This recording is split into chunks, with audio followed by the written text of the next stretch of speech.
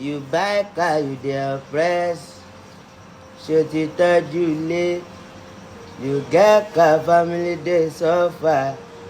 Oúnjẹ ayé fọ́rin ní lóka. Àwẹ̀ ṣé ti tọ́jú ilé? Má wọ̀rí, àwọn ọmọ ẹ̀ kárọ̀ ṣe àwọn ọmọ lọ. Ẹnu gẹlẹ́bù, wọ́n ti gbàgbé lé. You get car, family dey suffer. Àwọn tó bí wọn bẹ́ẹ̀ ní kọ́nà. Ajé wọn sọ́fà ní kọ́nà. Wèrè ó ti gbàgbé lé. Ó fi last card ra mọ́tò, kò mọ̀ pé tí Fọlárìn bá fi last card ra mọ́tò, tepo bá tán nínú mọ́tò Fọlárìn, ajé ó máa padà Fọlárìn.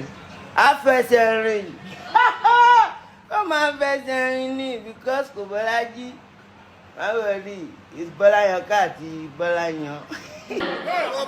While we are still waiting for Afa Yusuf Abolore, I want to continue to appreciate the presence of dignitaries who are just stopping in. I want to appreciate the presence of my brother, the CEO of Summertime Hotel,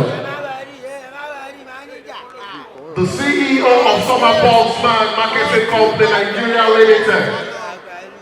I am welcoming my wonderful Alhaji Ismail Okpayemi. Summer is in the building. I welcome you, boss. At the same time, Komolafe, I greet you. Ojisimet, I greet you. Lateru, I greet you as well. Afa, Ukutagiri, Abolore, the holy prayer. Over to you, sir.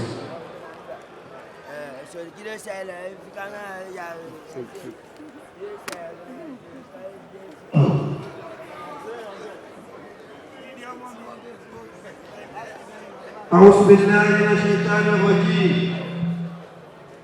بسم الله الرحمن الرحيم.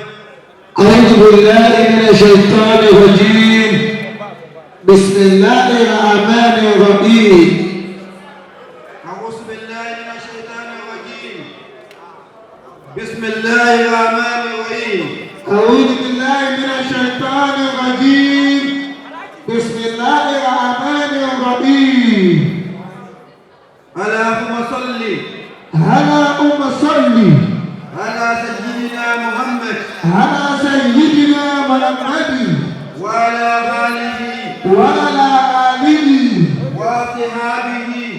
وصحبه وسلم آمين. Kí gbogbo òjòkó farabalẹ̀ fún Ọlọ́run ní àárín ìṣẹ́jú kan sí kejì. Gbogbo ẹni tí Ọlọ́run bá ń bẹ lára rẹ̀ nítorí ọjà lónìí Ọlọ́run jẹ́ kó dà. Ẹ̀dá ò ní dà kankan lẹ́yìn Ọlọ́run.